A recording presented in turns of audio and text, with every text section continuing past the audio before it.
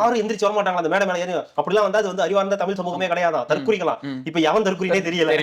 இப்படிலாம் யாருமே வர மாட்டாங்களா? இப்ப அந்த பத்திரிகையாளர்லாம் எங்க போனாங்கன்னு தெரியல. இப்படிலாம் யாரும் வர மாட்டாங்க. இப்படி எல்லாம் கூட்டமே நடத்த மாட்டாங்க. என்ன பெரிய தலைவர் நீங்க, உங்களை பாக்குறதுக்கு அப்படியே வந்துட்டாங்கன்னு தூக்கிலாம் வீசிட்டாங்கல்ல. நேத்து அன்னைக்கு ஏறினதெல்லாம் என்ன கேட்டகரியில வரும்னு தெரியல. அது அதீத பாசத்தினால. யார் மேல? யார் மேல? பவுன்சர் மேலயா? பவுன்சர் மேல. என்னடா பவுன்சர் மேல தாவறீங்க?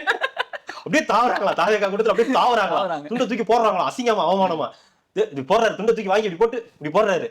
நிஜமாலுமே அவன் மனசுக்குள்ள இருந்து தோணி வர விஷயங்கள் அது இங்க அப்படி நடந்துச்சான்னு மட்டும் தான் எங்களுக்கு இவங்க நிஜமாலுமே அப்படி தோணி ஆராவரம் பண்ணாங்களா? Sir it's copy paste means copy paste தான் சார். நீங்க என்ன சார் அதையே நோண்டிட்டு இருக்கீங்க?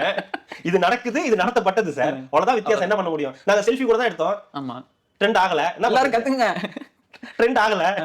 இன்னத்துக்கு தாவேக்கால செல்ஃபி எடுத்தா என்னது எல்லாத்து சேனல்ல போட்டுருப்பானுங்க. அவன் நியூஸ் சேனல்ல விஜய் எடுத்த செல்ஃபி வீடியோ போட்டுருப்பாங்க. இங்க போடுறாங்க, யாரும் போடவே மாட்டேங்கிறாங்க செல்ஃபி வீடியோ. போட்டுட்டார்ல, அவரு போடலாம், யாரும் இல்லன்னா. அதே செல்ஃபி வீடியோ அதே மாதிரியான இது எல்லாத்தையும் கிண்டல் பண்ணீங்க. இப்ப நீங்களும் அதே ஸ்டைல்ல தான் வந்து நிக்கிறீங்க. இப்ப கடைசியா நீங்க அதை தானே ஃபாலோ பண்ற மாதிரி இருக்கு.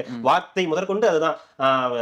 விருதுநகர் அப்படின்னாலே நமக்கு ஞாபகத்துக்கு வருது அப்படின்னு, எப்படி நம்ம ஈரோடு அப்படின்னாலே நம்ம ஞாபகத்துக்கு வருது மஞ்சள் அப்படின்னு ஆரம்பிச்சு விஜய் பேசுற மாதிரி, விருதுநகர்னாலே நம்ம ஞாபகத்துக்கு வருது அப்படின்னு சொல்லி பேசுறதா இருக்கட்டும், செல்ஃபி எடுக்கிறதா இருக்கட்டும், கான்பிடென்டா இருங்கன்னு ஆரம்பிச்சு கான்பிடென்டா இருங்க அப்படின்னு சொல்லும்போது அது இருக்கு வந்துருச்சு. கான்பிடென்டா இருக்கக்கூடிய உங்களை பார்க்கும்போது அப்படின்னு வந்து முடிக்கிறாரு. சோ கிட்டத்தட்ட அது அப்படியே காப்பி பேஸ்ட் பண்ணி ஒரு விஷயத்தை பண்ணிருக்காங்க. விஜய் இது வரைக்கும் என்ன பண்ணாருன்னு கேட்டதுக்கு நல்ல அரசியல் மையப்படுத்தி இருக்காருன்னு சொல்லலாமா? உங்களை அவரை ஃபாலோ பண்ண வச்சுட்டாரு. அவரை மாதிரியே நீங்க என்னைய மாதிரியே நீங்க ஃபாலோ பண்ணுங்க, வேற வழி கிடையாது உங்களுக்கு அப்படின்ற மாதிரி ஒரு செட்டப்பை கொண்டு வந்திருக்காரு.